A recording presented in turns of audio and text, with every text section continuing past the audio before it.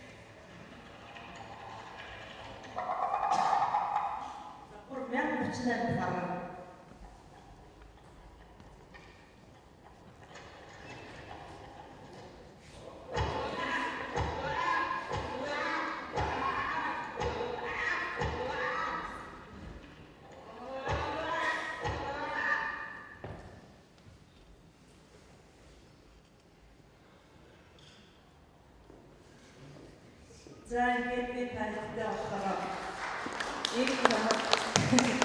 энэ киног үзүүлэх гээд яхаар жинхэнэ одоо нөгөө профешнлс гэж бид нар тийм ээ жинхэнэ одоо мэрэгжлийн хүмүүс сууж байгаа учраас хүн гэдэг амьд чинь ямар их олон арга хэрэгтэй юм бэ?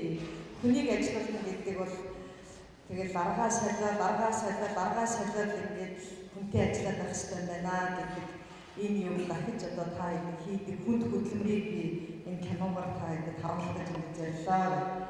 За тэрнийхээ цаана юу вэ? Би энэ жинхэнэ сэтгэл бодлого хүлээж идэг гэхэд одоо бараг хийсдэггүй болсон. За намайг байхгүй хооронд нөгөө форманд болчихгүй байгаа гэж бодсон ашгүй. Таныг одоо ямар ч байсан амжаад ирүүлээд манай формд оролцох гэж одоо миний ихтгэлийг нөгөө хөтөлбөртөө оролцсон байсан би их баярлсан. Тэгээд яасан бэ гэхээр мөн ялгаагүй HR-ыг мэрэгчлэн учраас ингээд нөгөө арга хайгаад явдаг шүү дээ бид нар. За энэ аргыг туршдаа дараа нь ямар арга байж болох вэ гэдэг гүйцэтгэлийг сайжруулах, байгууллага хөгжүүлэхэд бол бидэнд одоо маш их олон арга хэрэгтэй байгаа гэдэг. Тэгэхээр тэр аргыг нэг эрэл хайгуулж явж байгаа Америк улсын тэр Human Synergies гэдэг байгууллагын яг одоо гүйцэтгэлийг үнэлж байгууллагыг хөгжүүлэхэд бол соёл ямар хэрэгтэй юм бэ гэдэг ийм тэр соёлын хэрхэн үнэлж тэр одоо гүйцэтгэлээ сайжруулах вэ гэдэг энэ аргыг суралцах гэж яваад суралцаад тэгээд хурж ирсэн гэдэг. Энэ дуучид чинь энэ миний дуу хамгийн анхны үзэгчд нь та нар юм байгаа гэдэг хүнд оруулдаг шүү дээ тий. Тэр шиг энэ аргыг хийж байгаа нь та нар юм байгаа шээ хамгийн түрүүнд би та нарт хэлж байгаа.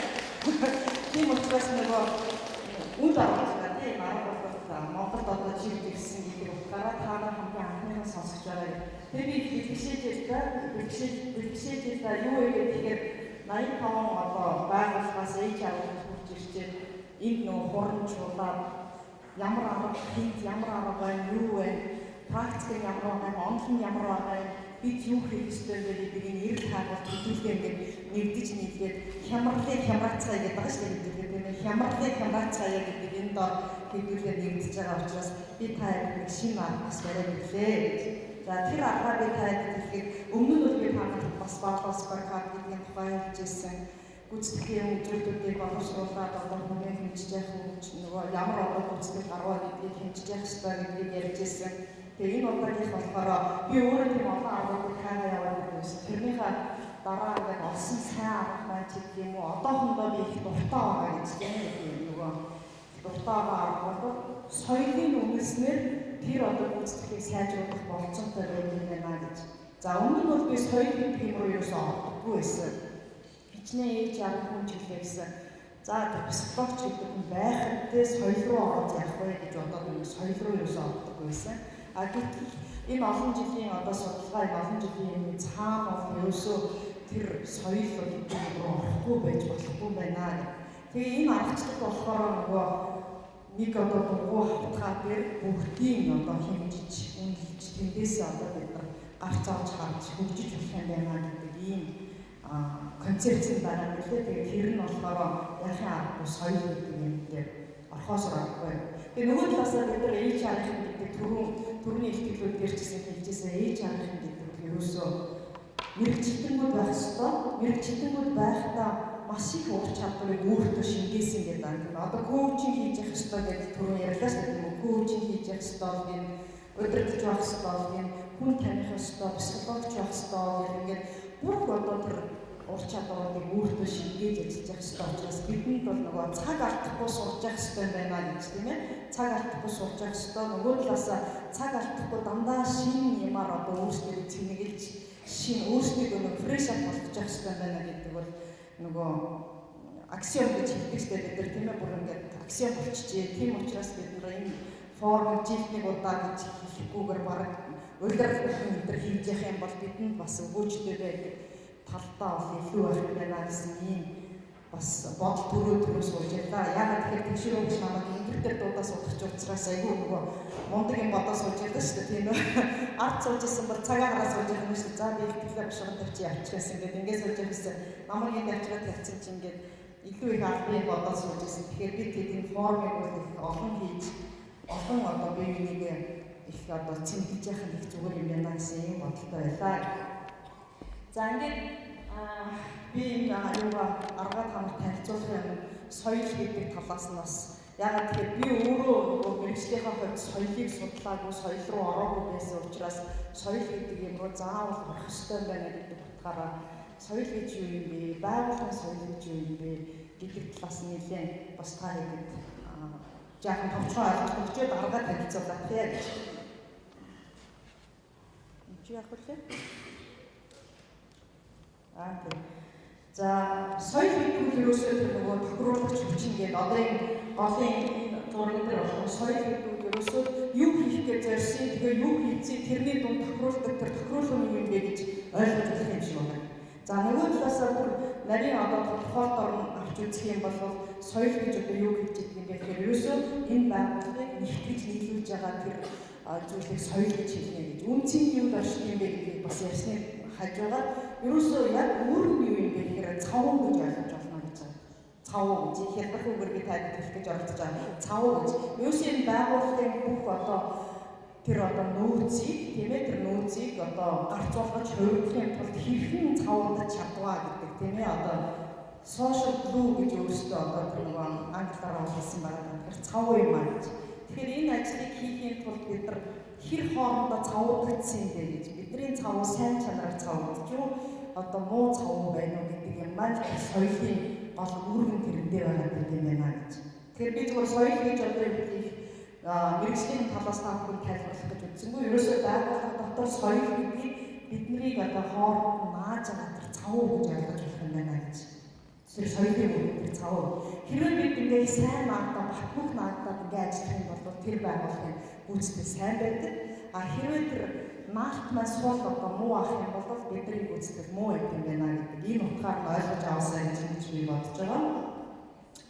За тэгээд соёл гэж ярихаар соёл бол үзэгддэггүй, харагддаггүй, хэмжигддэггүй гэдэг ингээ ярьдаг. Бидний нөгөө бүсэн уулын юмар харах юм бол 90% муугтмал байдаг. Тэр доор байгаа тэр муугтмал байгаа зүйлийг бид нар харна, тодорхойлно, гаргана, хэмжин, үнэлэн, дүгнэн гэдэг бол бас их төвөгтэй асуудал байгаа гэдэг. За яг хөө дээр байгаа зүйлийг түрүүн бид нар нөгөө ихтгэл сонсож байхад логоноос ахуулаад бид нар нэгдэж нийсэн, хэлэгдлээс ахуулаад, өнгөөс ахуулаад, хувцалтаас ахуулаад ингээд нэгдсэн нийсэн байхыг бол үгүйсэлдэггүй.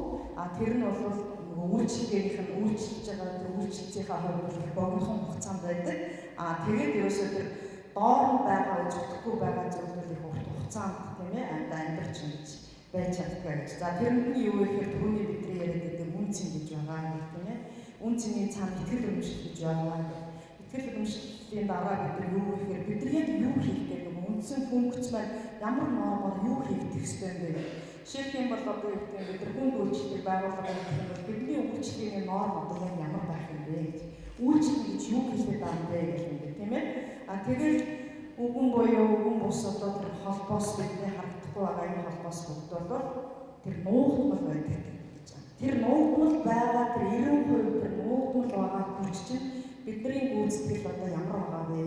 Гүйцэтгэл ямар болох вэ? Юу хүсээд тэгээд тэрнтэй хүрч чадчихгүй юу гэдгийг л одоо хэмжиж ингэж тохируулж явах ийм аргачлал байгаа юм байна.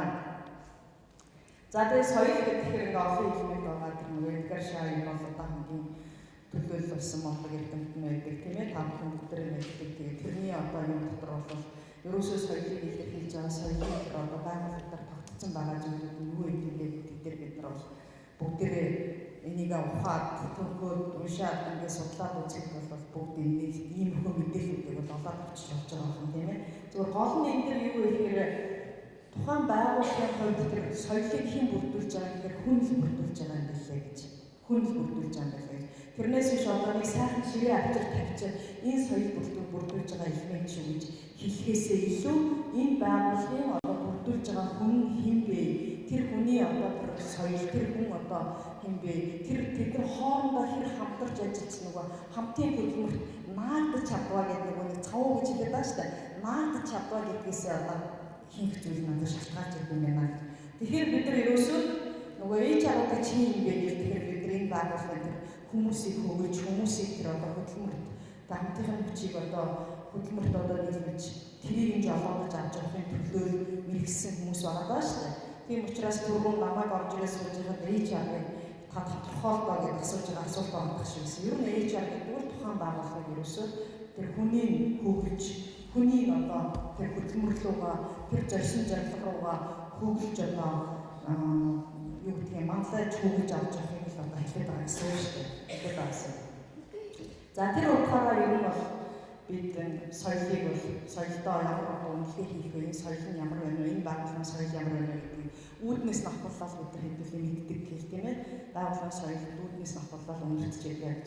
Тэгэхээр соёл хаанаас тогтож эхэлдэг юм бэ гэхээр тухайн байгууллагын удирдлага тэр байгууллагыг хөгжүүлж байгаа зорилгуудыг тодорхойлоод тэр зорилгуудыг хэрэгжүүлэхийн тулд ямар зарчим барьж ажиллаж байна вэ гэдгээс соёл одоо эхэлдэг гэж байна. Ямар зарчим барьж ажиллаж байна вэ гэж. Тэгэхээр бид нар тэрийг бол ингээд хамаа байгууллага дээр их бүгдээрээ байгууллага дээр манай эрхэм зорилго чи юу вэ? Манай одоо хитийн зорилго чи юу вэ? Тэр хитийн зорилгын хүчний тулгуур зорилгууд нь юу вэ? Тэгээд одоо тэрийг хэрэгжүүлэх стратегийг бид яаж сонгосон бэлээ?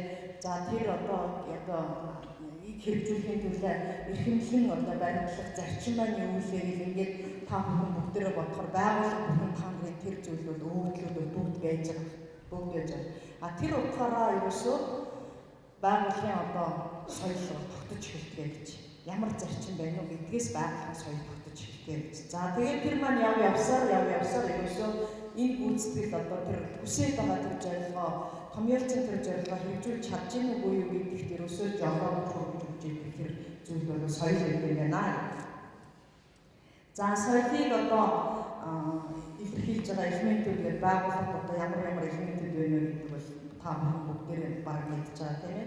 Юу гэхээр хамгийн түрүүгээр тэр байгууллагын одоо тэр ямар одоо нөхцөл бүрдсэн байгууллага юм бэ гэж нөхцөл бүрдсэн байгууллага. Тэр байгууллагын үн цэн юу юм бэ? Тэр байгууллага тогтсон хэл яриа нь юу вэ? Магадгүй бид энэ байгууллагыг мэргэжлийн төвшөнд одоо тогтож чадсан бол тэр дотор мэргэжлийн үг хэллэг явж явах жишээтэй байдаг тийм ээ. Эсвэл тэр байгууллага одоо юу гэдэг нөгөө юуныхаа соёлын хувьд ямар төвшөнд байна вэ? Заримдаа одоо миний багш байдаг талигаач болсон багш маань юу гэж хэлдэг вэ гэхээр тухайн байгууллага хов живийг л одоо өсгөж болохгүй шүү. Хов жив өсгөх юм бол тухайн байгууллага дотор тогтох соёл бол тэр одоо уур амьсгал тэр соёл бол ямар соёл тогтох вэ гэдэг маш их одоо тийм ээ хэцүү соёл байдаг ингээл ховоос хол байх хэрэгтэй гэдэг. Бид нар хэл яриа гэдэг бол ховор яригадаад эхэлдэг болох юм бол бидэнд тийм ээ менеж хийхэд хамгийн хэцүү одоо нөхцөл бүрдэж эхэлдэг гэж. За гэх мэтлэнгээр одоо бэлтгэл нь юу юм, төлөвшөл нь юу юм, ямар одоо баяр ёслол, ямар тэмдэглэлт үйл явдал явуулах хийдгийг, зан заншил нь юунаас юу уламжлаад ирсэн бэ энэ байгууллага гэдэг бол тэр соёлыг хэрэгжиж байгаа чухал элементүүд болж байгаа. Тэгвэл төлөвшүүлэхийн тулд юу хийдэг юм бэ гэхээр тэр эрхэм зорилго, хэдийн зорилго, тэр хөгжлийн зорилгууд стратеги нь одоо их чухал байдаг. За тэгээд удирдлагын ур чадвар бол мэдээж ямар зарчим тодорхойлж байгаагаас шалтгаалаад тэр удирдлагын ур чадвараас тэр соёлыг яаж төвшүүлэх вэ гэдэг зүйл байдаг. За мэдээж одоо хөгжих боломж, байгууллагын хөгжих боломж юу байгаа, хэр их нээлттэй ингээд түрүү бид нар ярьжсэн тийм ээ, хэр их нээлттэй байгууллага юм бэ? Хэрвээ тэр тухайн байгууллага дотор янз бүрийн хамууд их байгаад байгаа тохиолдолд бид одоо нэг сэтгэхүүгээр ярьж чадахгүй, нэг хэлээр ойлгож чадахгүй, бүгд өөр өөр юм мэдэх нь уулзах газар өөр өөр болдог. А гэтэл бидний уулзах газар ерөөсөө хөгжиж шүү дээ тийм үү? Хөгжиж бүгдээ одоо хамтдаа сайн хөгжиж байдаг. Гэтэл тэр уулзах газараа бүгдээ очиж чаддаггүй байх жишээтэй. Тийм учраас ингээ янз янз хэрэггүй баг хам байгуулалт бий болж жишээтэй. Тийм учраас тэрийг нөгөө соёлын төлөвшөл гэдэг дээр хэрвээ олон хам байгуулах юм бол тэр соёлын төлөвшөл ямар байна вэ гэдэг нь бас ойлгож байна. За гэх мэтлэнгээр бид тэр төлөвшлийн асуудал байгаа гэдэг. Тэгвэл юугаар одоо тэр соёл одоо харагдчих юм бэ? Гац талтаа болохоор хамгийн түрүүнд бидний нөгөө ажилтаа хэрэг сэтгэл хангамжтай байгаа юм байж. Та нарын толгой зовсон, толгоонд ч өргөж одоо болгож байгаа асуудал бол манай байгууллагын одоо ажилтан бүхэн ажилтаа хэрэг сэтгэл хангамжтай байна вэ гэдэг асуудал та нарын толгойд зовж байгаа тийм үү? Тэр сэтгэл хангамжийг дэвшлүүлэхийн тулд бид юу хийх ёстой вэ гэж. За түрүүн Монзалогийн бас хэллээ тийм ээ одоо сэтгэл хангамжийг дэвшлүүлэхийн тулд сэргээхийн тулд одоо түрүүний тэр үзүүлсэн кино шиг биднэрт ингээд түмэн аргууд байж ёстой юм тийм үү? Түмэн аргууд байж ёстой. Тэрийг ээж дараалсан гэдэг ингээд магадгүй зарим нь хэрэг нөгөөдгөө аргуучин зарим нь үлчихгүй жийж байна. Гэтэл бид яг цуцгуугаар тэр аргуудыг хэрэгжиж явах ёстой байна гэж. За дараагийн нэг гарцуулбал тухайн байгууллагын нэр төр байгаа гэдэг. Тухайн байгууллагын хөлийн зөвшөөрсөн нэр төрийн асуудал их чухал байгаа гэдэг. Тэгэхээр нэр төр гэдэг тэр одоо нэр бол нэр төр тэр тухайн байгууллагын нэр төр бол тэр нөгөө соёлын одоо үзэгдэх хөлөөс болж нөгөө цав сайн чанарын цав байгаа гэдгийг одоо бид ойлгож байна гэж. За ингээд бид нар гарцаа ойлгож байхад энэ одоо байгууллагын гүйцэтгэл талтай энэ одоо хэрхэн нөлөөлдөг юм бэ? Хувь хүн ерөөсөө хамгийн ихний фокус хийх юм бол хувь хүн байна. Дараа нь баг бүлгэн байна гэж. Дараа нь одоо байгууллага байна. Тэгэхээр бид нар ямар төвшөлийн гүйцэтгэлийг хэмжих гэж юм бэ гэдгийг одоо ойлгож байна. А юу нь бол бид нар юу гэх юм багийнхаа төвшин гэдэг юм уу? Хэлбэс насныхаа төвшин, байгууллагын төвшин гэдэг утгаараа хэмжнэ гэх. Хувь хүний асуудал тал. Эсвэл баг хувь хүн тал руугаа хэмжиж тэрийгээрээ бид тэрэн дээрээ үндэсний шийдвэр гаргах гэдэг. Тэгэхээр хувь хүнээс хэмждэг, баг бүлгээс хэмждэг, байгууллагаас хэмжиж тэр мэдээллүүдийг үндэслэж бид нар шийдвэр гаргаж байгаа байна. Тэр мэдээллүүдээр үндэслэж одоо шийдвэр гаргах хэрэгтэй байна. За тэгэхээр энэ ямар арга байсан юм бэ гэхээр тэр онлынхын хүрээ болохоор ерөнхийдөө тухайн одоо байгууллагын тэр эрхэм зорилго, хэдийн зорилго, хөгжлийн зорилго, түүнд хүрэх стратегийг тодорхойлоод тэр тодорхойлсон стратегиуд нь болохоор тэрийг бид хэмжиж үзээд хүссэн байгаа соёл маань бий болох гэдэг соёл маань юу юм бэ гэдгийг гаргаж ирж болдог байна гэж. Бий болох гэдэг соёл маань юу? Одоо эндэр арга тийм ээ. Бий болох гэдэг соёл нь юу юм бэ гэх.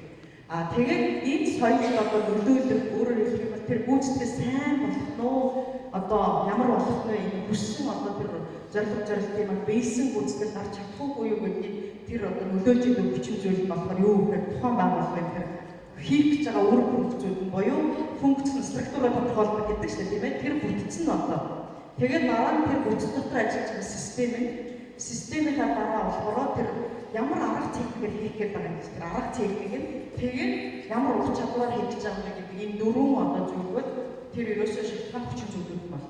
Өөрөөр хэлэх юм бол тэр хүсэж байгаа соёлыг бий болгож чадчихгүй юу гэдэг гол одоо дөрвөн бүлэг хүчин зүйл маань энэ байдаг. Тэгэхээр юу шинжих гээд байгаа гэхээр энэ дөрвийг шинжиж явах хэрэгтэй байна. Юу шинжих гээд байгаа гэхээр энэ дөрвийг шинжих хэрэгтэй. Тэгэхээр ганц таалтаа хувь хүнийх нь одоо юу тийм ээ хувь хүнийх нь гүйцэтгэл нь юу юм? Багийн гүйцэтгэл юу юм? Байгууллагын гүйцэтгэл юу юм бэ гэдэг. За уур амьсгалаар хэмжиж болохгүй гэж байна. Ингээд гарцаа бид нар хэмжихэд бидний одоо үйлчилж байгаа соёл яаж тогтвоо гэдэг. Тэр үйлчилж байгаа соёлоор хэмжснээр үр дүн одоо гарцаа хүсэл төсөл хоёрын хооронд хэрхэн ямар одоо зөрүү байна вэ гэдгийг хэмжиж гаргаж ирч чаддаг байна гэж. Хэмжиж гаргаж ирч чаддаг байна. За тэгэхээр энийг болохоор байгууллагын соёлын одоо бүрдэл буюу бүрдлийн одоо өөрөөр хэлбэл тэр дотор нь байгаа тэр зан үйлийн 12 одоо нормыг хэмжснээр бид нар гаргаж ирж байгаа гэсэн үг. 12 норм байдаг. За тэр 12 норм болохоор энэ дээр байна л да. Тэр одоо соёлын бүртгэл хэмжиж байгаа тэр 12 норм. Тэгэхээр энэ ерөөсөө энэ 12 доорн 3 соёлыг хуваагдж байдаг. Эхнийх нь 4 нь болохоор тухайн байгууллагын бүтээлч соёлыг бий болгож байдаг гэдэг. Дараагийнх нь одоо 8 нь болохоор тухайн байгууллагын одоо нөгөө бүтээлч биш соёлыг бий болгож байдаг. Өөрөөр хэлбэл хоошин татдаг эсрэг үздэг соёлыг бий болгож байдаг.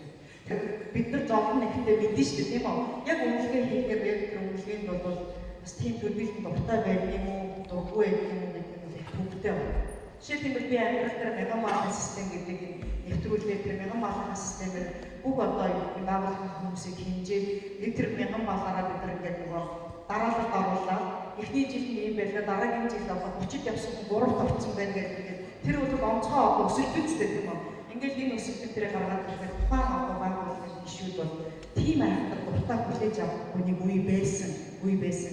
Одоо миний прогнозоор бол юу вэ гэхээр хүмүүс одоо тодорхой юм дээр дуртай болж байна. Тэр үед бол одоо тэр өмнөх үед бол юм тодорхой юм дээр дургүй байгаа гэдэг байлаа шүү дээ.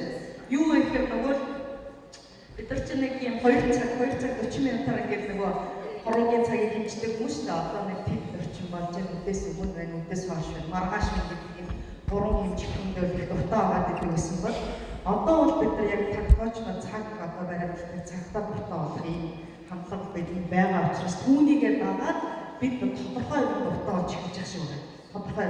Тэгэхээр энэ аргыг бол нөгөө цаг алдахгүй хэрэгжилж үзэх юм бол их нөгөө үр дүнтэй байж магадгүй. Тэгээд юм тодорхой бид хэмжээс харуулаад хоорондын хамаарлыг болоод ямар хамаарлал вэ гэхээр тэр зорилгод буюу хүсэж байгаа соёл нь ямар байгаа, одоо үйлчилж байгаа соёл нь ямар байгаа, байгууллагын гүйцэтгэх үр дүн юу болсон бэ гэдэг юм.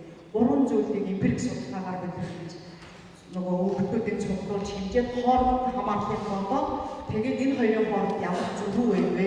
Зүрх нь юун дээрээ гарч ирээд, юун дээрээ илүү их болохоор гарч ирээд байна гэдгийг бид нар үзэж хэмжиж гаргаж байгаа болцоотой юм арга юм байна. Тэгээ энийг би таахад танилцуулах. Догдолж хурж ирлээ гэдэг шүү дээ тийм ээ. Догдолж би таахад ингээд хурж ирж танилцуулж байгаа маа. За тэгэхээр энэний цаана байгаа тэр яг одоо яаж хэмжих гээд байгаа вэ гэхээр нөгөө асуултын аргууд байгаа. Асуултууд анкетууд байгаа. Тэр анкетууд нь болохоор нөгөө би болохоор нөгөө сураад ирлээ гэж би танилцуулсан. Тэгэхээр тэр анкетуудын асуултыг жаахан Монгол хүний нөгөө юм психолог Монгол хүний юм тохируулж өөрчилж ээж тэрийгээ бид нар ажиллаж үзүүлэх зүгээр юм билээ гэж бодсон. Тэгээ магадгүй одоо манай сургуулийн баг тэрэн дээр ажиллаж байгаа нүдхэн таахын ийм Монголоор хөргөхөд бол баг ажиллаж хөргөх байхаа та бүхэн ажил дээр энийг хэрэглээд бидний одоо хүссэн соёл юм байгаа юм байна. Тийм ээ яг одоо бид өөрчилж байгаа соёл юм байгаа юм байна. Энэ хоёрын хооронд ийм зөрүү байгаа учраас энэ зөрүүг арилгахын тулд бид ийм юм хийхгүй болохгүй нэ гэдэг тэр гарцаа авч тэр бодиттой тэр гарцаа авч одоо ажил сурна гэж ингэж бодъё. Тийм одоо болохын төлөө хэдүүлээ хийж байгаа ажлаа хялбар нөгөө team hard work smart гэж ярьдаг шүү дээ. Тийм ээ тэгэхээр хэдүүлээ янз янзын одоо менежментийн одоо арга хэрэгслүүдийг ашиглаад маш одоо smart ажил сурья гэж хүсье.